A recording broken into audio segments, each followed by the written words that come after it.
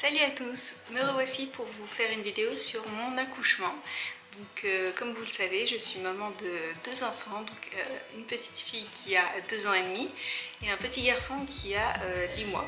Et du coup je vous ai déjà fait une vidéo sur mon deuxième accouchement mais pas encore sur mon premier accouchement. Je me suis dit que ça pouvait peut-être vous intéresser. Vous allez voir que c'était un accouchement plutôt basique. Mais je tenais quand même à vous le présenter parce que voilà, ça peut en rassurer certaines parce qu'on voit souvent des accouchements assez terrifiants sur YouTube, quoique un peu moins maintenant. D'ailleurs on voit beaucoup en ce moment de vidéos sur mon accouchement sans péridurale. Mais bon voilà, donc moi ce ne sera pas du tout ça, ce sera mon accouchement avec péridurale. Donc pour ce premier accouchement, la péridurale a bien fait effet cette fois-ci. Et je vais vous raconter un petit peu comment ça s'est passé tout ça. Donc commençons tout de suite. Tout d'abord pour ma première grossesse, donc ma DPA était située début septembre 2015. Donc nous étions le 28 août 2015 lorsque donc c'était vers la fin, je commençais à en avoir vraiment marre de mon gros ventre et du fait de ne presque pas pouvoir bouger. Bon, j'exagère parce que mon ventre en fait n'était pas si gros que ça, mais pour moi ça représentait vraiment un poids supplémentaire, sachant que j'avais pris plus que 15 kilos pendant toute ma grossesse, donc pour moi c'était énorme, j'avais du mal à me déplacer. Du coup pour moi c'était vraiment fatigant et j'avais hâte d'accoucher. Donc arrivé le 28 août 2015, je suis allée à la poste parce que j'avais besoin de récupérer un colis. Et donc en fait j'ai eu un petit souci avec la poste qui m'a bien énervée. Donc j'ai décidé en fait avec mon mari qui était là ce jour-là, j'ai décidé de me rendre à la poste de mon arrondissement pour pouvoir demander des explications. Non, déjà pour aller chercher un colis qui soi-disant devait être à la poste. Donc je fais la queue hyper longtemps, sachant que personne ne m'a laissé passer avec mon gros ventre et qu'il faisait super chaud et que j'attendais et que j'en pouvais plus, j'étais à la limite du malaise. Et bon, les gens sont comme ça. Et du coup après avoir attendu, l'homme qui était à l'accueil me dit que bah non, et après avoir recherché, après avoir cherché dans tous ses colis, il ne voit pas le mien.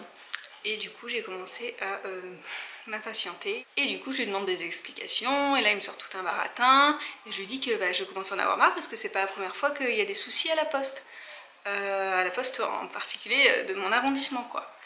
Et à chaque fois les gens sont très aimables d'ailleurs. Vraiment cette poste je ne la regrette pas du tout parce que je crois que j'ai jamais vu un service aussi pitoyable. Et du coup je demande à voir la responsable, la directrice je ne sais plus. C'était quelqu'un qui avait un bon poste apparemment. Enfin un bon poste, un poste plutôt haut placé. Et du coup je vais dans son bureau et je lui explique la situation. Et elle me dit qu'elle peut rien faire. Donc bref, je commence à hausser la voix parce que ça commençait vraiment à m'énerver, hormis le fait que j'étais bien enceinte et bien voilà, émotive facilement. Disons que le moindre truc pouvait me faire un petit peu monter rapidement, mais là c'était totalement justifié. Et donc j'ai commencé à lui expliquer bien sèchement et bien fort qu'elle faisait pas son boulot. Enfin bref, je me suis bien énervée, hein, je vais pas retourner dans le sujet parce que ça m'a tellement agacée que rien que d'y penser ça m'énerve encore. Voilà, et en fait en sortant de la poste avec mon mari, donc on n'avait toujours pas ce colis, je ne sais d'ailleurs, je ne l'aurais jamais eu, hein. Donc on a décidé d'aller au Monoprix, parce qu'il fallait faire quelques achats en fait qui me manquaient pour la valise maternité, des trucs tout bêtes, je crois qu'il me manquait des choses comme, je sais plus, je crois des culottes, des choses comme ça, très glamour. Et du coup sur le trajet en sortant de la poste, je commence à avoir des contractions assez fortes, et je fais à mon mari, je m'arrête, au bout d'un moment je n'en pouvais plus en fait, j'arrivais plus à marcher, et je lui dis oulala, il n'aurait quand même pas provoqué en fait mon accouchement à la poste. Et en fait j'étais loin de me douter que finalement bah oui, j'allais accoucher un peu à cause de la poste. Et donc les contractions durent et on va au Monoprix qui était pas si loin que ça quand même. Et donc dans le Monoprix ça continue, on retourne à la maison, mais les douleurs étaient quand même, enfin c'était assez espacé, on va dire que c'était toutes les 10 minutes, toutes les 10-15 minutes peut-être. Et arrivé à la maison, donc en fait c'était, on allait à la poste vers 17h, 17h30 je crois. Et ensuite on était à la maison vers 18h, quelque chose comme ça. Et je crois que vers 18h, 18h30 j'ai appelé ma soeur, donc on s'appelle rarement, mais cette fois-ci je l'ai appelée. Et pendant tout l'appel en fait, j'arrivais pas à retenir mes douleurs. En général j'aime pas, enfin je voulais pas lui montrer que j'avais mal.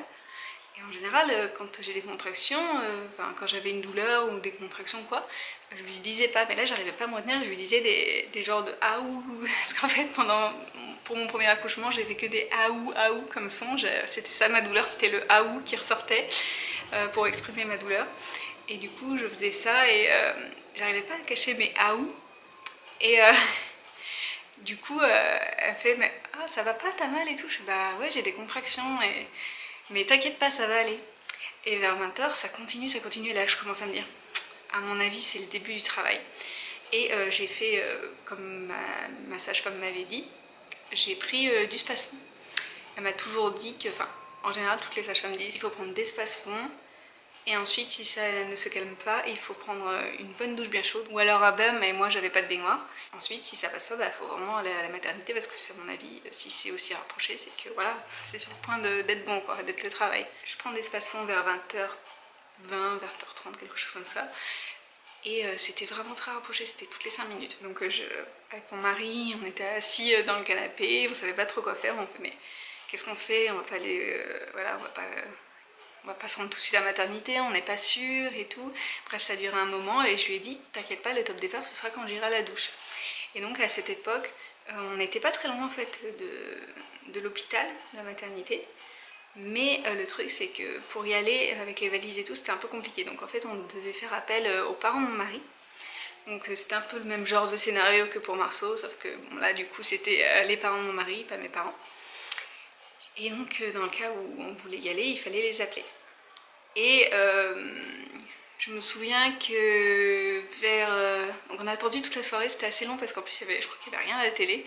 Et on attendait comme ça en fait dans le canapé en mode mais qu'est-ce qu'on fait, t'as encore mal? Oui. Et donc ça durait mais au bout d'un moment en fait c'était de plus en plus violent, mais je voulais pas y aller pour rien quoi. Je voulais pas y aller et repartir. En fait j'aime pas déranger et ça c'est... Enfin, à l'époque c'était surtout le cas, j'aimais pas déranger. Et j'avais peur d'y aller pour rien, d'embêter du monde.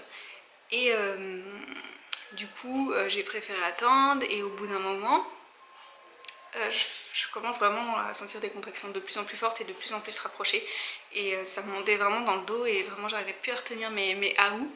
Donc j'ai décidé d'aller à la douche et là mon mari a appelé ses parents et après être allé à la douche on est parti, donc il devait être vers 1h du matin. Donc on a rassemblé les affaires et on est parti vers je sais plus, non peut-être 1h40 on est parti. Ça doit être quelque chose comme ça et en fait on est arrivé vers 2h du matin et quelques à la maternité. Donc c'était pas très loin mais je me souviens que pendant les deux, donc il y avait peut-être 5 minutes de route et pendant les 5 minutes de route j'ai eu 2 contractions très fortes et je me retenais pour pas crier dans la voiture parce que je me suis dit mais je veux pas crier comme une hystérique. C'est rien quoi, je veux pas faire ça, c'est pas possible, on va se moquer de moi. Et du coup je me retenais tellement ça me faisait mal, mais j'essayais de contrôler. Et je me suis dit non mais heureusement qu'on y va parce que là vraiment je sens que le travail est en train de commencer. Enfin comme c'était mon premier accouchement, il faut savoir quand même que ça prend du temps. Donc dans tous les cas, bon ça dépend des cas mais en général il y en a pour un bon nombre d'heures avant d'accoucher pour son premier enfant. Vers 2h15 on est aux urgences, je fais un monito, donc là on voit quand même qu'il y a des contractions qui sont assez fortes. Et on m'ausculte et on me dit que je suis à 2. Donc on propose après un long monito, donc il devait être 3h30, vers 3h30 on décide, enfin on nous conseille d'aller marcher dans l'enceinte de Necker.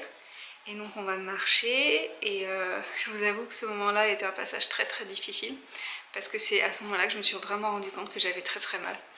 Donc on est sorti, il faisait froid et donc j'étais entre le froid et le chaud et on a fait un petit tour. Donc mon mari voulait prendre des photos, sur le coup j'étais là genre non mais je peux pas prendre de photos, je suis en train de souffrir et tout. Et en fait ça fait un mignon souvenir avec le recul, mais je vous avoue que j'étais pas très bien. Ensuite à un moment on a essayé de monter un endroit où il y avait un parking, dans Necker il y avait un espace parking et il y avait un genre de montée.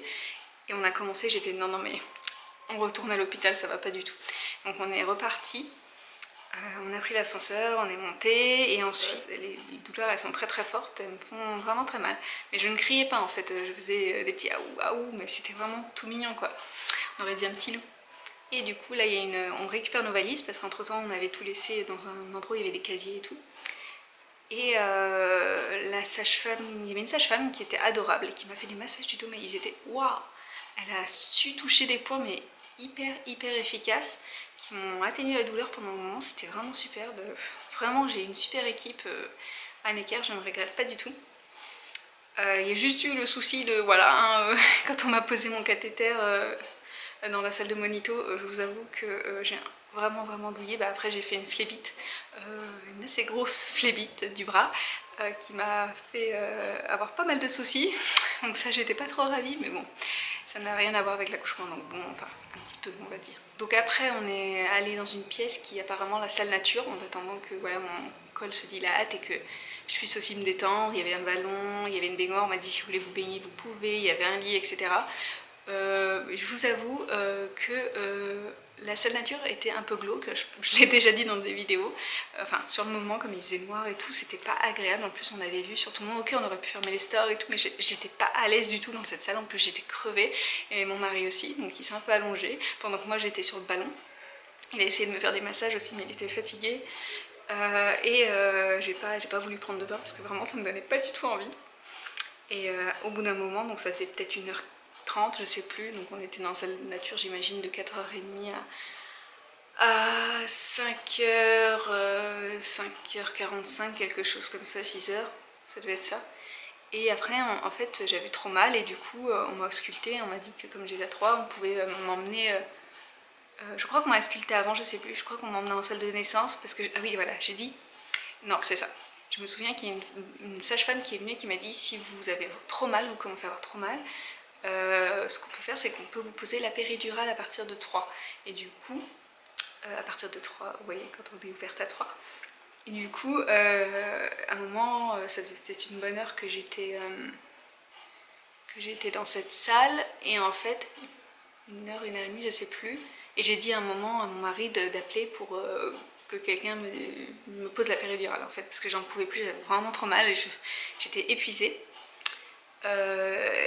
Mais je ne criais toujours pas, j'étais très... tout était à l'intérieur. Et voilà, donc après ça a mis un petit peu de temps, on nous a emmenés dans une salle de naissance, donc j'étais à 3, on m'a posé la péridurale, mon mari est resté avec moi, donc ça ne m'a pas fait mal. Par contre c'est vrai que c'était assez bizarre comme sensation, mais je vous avoue que j'étais tellement heureuse de l'avoir parce que je me disais je vais plus avoir mal, sauf que on l'a posé genre vers 7h30 du matin, ça t'a fait qu'à 9h30. Donc pendant de 7h30 à 9h30 j'ai souffert le martyr, toujours en canalisant. J'avais l'impression en fait, comme ça n'a pas fonctionné, je me souviens que j'avais vu une vidéo, je crois que c'était les maternelles, une vidéo des maternelles où il disait que parfois il fallait se mettre sur le côté. Je crois que c'était ça. Non, c'est pas ça. C'est sur YouTube, il y avait une fille qui avait dit ça, une youtubeuse, je me souviens plus de qui c'était, qui avait eu un souci en fait avec sa péridurale qui n'avait pas fait bien effet, du coup on lui avait conseillé de se mettre sur le côté, et donc j'avais fait ça, et en fait du coup ça a commencé à anesthésier un côté mais pas l'autre, c'était une galère, et comme c'était moi qui régulais, donc j'appuyais mais je sentais rien du tout, en fait c'était mal posé je pense, je sais pas en fait. Donc après il y a une personne qui est venue revoir ce qui allait pas, etc.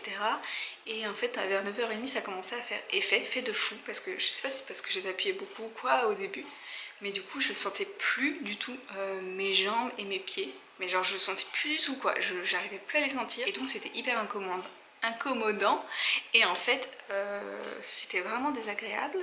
Mais du coup après la pose de la péridurale ça allait très vite, c'est hallucinant. Je suis passée en très peu de temps, enfin très vite pour un premier accouchement. En fait je me suis retrouvée à dilatation complète à 11h20, donc c'était plutôt rapide, et on a commencé à me dire, en fait je m'y attendais tellement plus que ça a été fou. Donc à 11h20 on m'a dit bon bah dilatation complète, on va y aller. Ça allait assez vite, je sais plus comment ça s'est passé. Non, à 11h20 on m'a dit vous êtes à 9, c'est presque dilatation complète, et ensuite on m'a dit vers 45 bon bah c'est complet, on y va tout de suite. Et je précise quand même qu'au moment où j'avais encore les effets des contractions, je sentais encore mon bassin, etc., que la péridurale ne faisait pas effet. Et bien de 8h à 9h, j'avais l'impression en fait à chaque fois que j'avais des contractions, donc c'était toutes les 2 minutes, à chaque fois j'ai l'impression que j'étais en train de m'évanouir. Et c'était pas une douleur en fait, c'était un genre d'évanouissement, je perds des connaissances presque. Enfin, j'avais l'impression que j'allais perdre connaissance. Et du coup, je me disais à mon mari, mais j'ai l'impression que je m'en vais, quoi. Et je disais ça à chaque fois, à chaque fois. Et je criais pas, du coup, j'étais là à lui serrer la main et je me disais, je perds connaissance. Ce qui n'était pas réellement le cas, j'étais encore là, mais je me souviens que j'étais brouillée, que j'avais l'impression de partir. C'était trop bizarre. Donc après la péridurale a fait effet, j'étais contente. On a pu dormir un tout petit peu. Et c'est là qu'en fait tout s'est accéléré et voilà, et qu'après on m'a dit dilatation complète. Donc là tout le monde est arrivé. Et je blablate beaucoup, mais voilà, c'était un sacré accouchement quand même. Et donc tout le monde est arrivé, ma super sage-femme, elle a assuré. Il y avait aussi une puéricultrice qui était avec elle qui était vraiment adorable. C'est allé quand même assez vite, hein. Ça s'est fait en 15 minutes. Mais je vous avoue que donc je poussais bien. Le problème c'est que ma fille avait le cordon autour du cou. Et on a eu des difficultés en fait à faire sortir à cause de ça. Du coup, au bout d'un moment, la sage-femme m'a dit que ça va être dangereux pour ma fille si j'accouche pas, enfin si la prochaine poussée n'est pas la bonne. Et ils ont appelé en fait, elles ont appelé un gynécologue obstétricien pour utiliser, je sais pas, peut-être des ventouses ou non, je crois que c'était des spatules. Ça devait être ça parce qu'en fait voilà, ça devenait compliqué. Donc je me souviens que j'ai entendu ah, il faut l'appeler, hop, il allait très très vite, hein. En 2 secondes il était là. Et je me souviens qu'au moment où j'ai entendu le chuchotement de il faut l'appeler, je me suis dit c'est pas possible. Donc là je me suis souvenue d'une vidéo que j'avais vue sur YouTube, comme quoi c'est très utile, d'une maman qui avait dit que pour son accouchement en fait elle avait entendu le chirurgien arriver et comme elle voulait absolument pas les spatules etc, elle s'était mise à pousser très fort et que le bébé était sorti d'un coup et que ça, du coup elle n'avait pas eu les spatules. Et j'ai pensé à ça et je me suis dit ils sont en train de l'appeler, moi je veux pas que ça se passe comme ça. Donc j'ai poussé d'un coup, je me suis dit c'est maintenant ou jamais, j'ai poussé et Jeanne est sortie d'un seul coup. Et du coup le chirurgien il a regardé, il a dit bon bah y a pas besoin de moi. Il est encore là mais j'étais tellement heureuse et heureusement finalement ça allait par rapport au cordon parce que ça m'avait fait bien peur. En fait c'est le cordon vraiment qui gênait, donc mon mari n'a pas pu le couper, ils ont dû le faire en même temps. Et ce qui est assez rigolo c'est qu'en fait ma fille c'est un bébé bonheur on va dire, parce qu'en fait elle est née avec la poche des os. Donc voilà, je n'avais pas perdu la poche des os. Ensuite on me l'a posée sur moi. Et puis là, c'était magique, bien sûr. Hein, c'était hallucinant, elle était toute propre, elle était toute belle. C'est une sensation incroyable, voilà. Donc je m'en souviens comme si c'était hier, même si parfois je me dis ah non mais je suis en train d'oublier, mais je fais cette vidéo aussi pour ça parce que ça va être du coup un souvenir pour moi et puis pour ma fille et puis pour mon mari, etc. Voilà, donc mon accouchement, comment il s'est passé, niveau postpartum, donc après ça s'est très bien passé.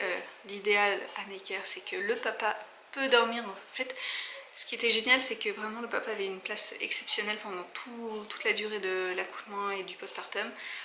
Donc présent pour la péridurale, donc mon mari a très bien géré le truc et heureusement qu'il était là. Présent, il a fait du pot à pot, on lui avait proposé pour le cordon, enfin bref il était là à chaque moment, il me faisait les massages. Après il a pu dormir tout le séjour avec nous parce que je peux vous dire qu'à un moment j'étais très épuisée et parce que voilà, en fait mon accouchement, donc j'ai quand même eu une déchirure, j'ai dû avoir 2 petits points, donc en soi c'est pas énorme non plus, hein. Mais du coup ça m'avait bien épuisée et en plus avec les tranchées qu'on a après, enfin franchement les tranchées c'est le truc que je réussis le moins à gérer, ça me fait très très mal, plus que l'accouchement. Et du coup j'étais épuisée et mon mari il a pris beaucoup le relais sur tout ce qui était le premier bain, le premier change, les trucs comme ça. Moi j'arrivais pas trop à me déplacer, j'avais pas mal de soucis, enfin des trucs de femme quoi, qui étaient pas très agréables. Et du coup heureusement qu'il était là, j'avais vraiment la sensation que tout s'était effondré. Et voilà, donc ça c'était vraiment pratique à Necker pour ça. Et voilà donc comment s'est passé mon accouchement. Je perds la voix.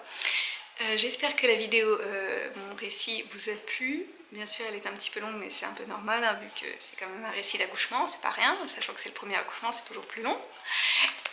Mais bon, je crois que j'ai fait pire niveau durée de vidéo.